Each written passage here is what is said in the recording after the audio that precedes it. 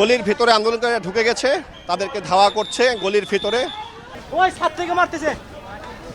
আন্দোলনকারীরা কিন্তু ছাদের উপরে অনেক অবস্থান নিয়েছে, সেখান থেকে ইট পাটকেল ছুটছে।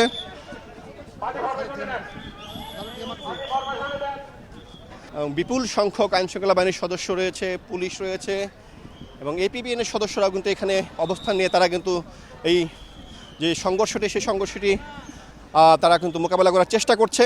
সেই রাস্তাটি কিন্তু পুলিশ এখন দখলে নিয়েছে, আমরা দেখতে পাচ্ছি, এবং আন্দোলনকারীরা কিন্তু ইতিমধ্যেই পিছু হটেছে। এখানে পুলিশের যারা দায়িত্বে রয়েছে আমরা তাদের সাথেও কথা বলার চেষ্টা করব।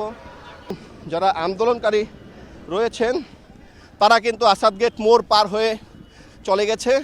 আজকের এই জুলাই সনদ স্বাক্ষর অনুষ্ঠানটি কিন্তু অত্যন্ত ঐতিহাসিক মুহূর্ত করে রাখার জন্য কিন্তু সরকার কিন্তু অনেক আগ থেকে কিন্তু বলে আসছে, বিভিন্ন রাজনৈতিক দল সহ বিভিন্ন বিশিষ্টজনদেরকে আমন্ত্রণ জানানো হয়েছে।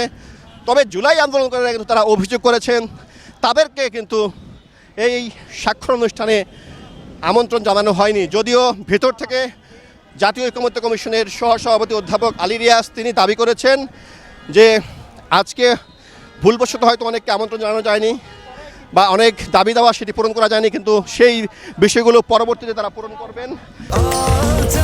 স্বাস্থ্যকর অল টাইম হানিকম, সব সময় অল টাইম হেলদি লাইফ।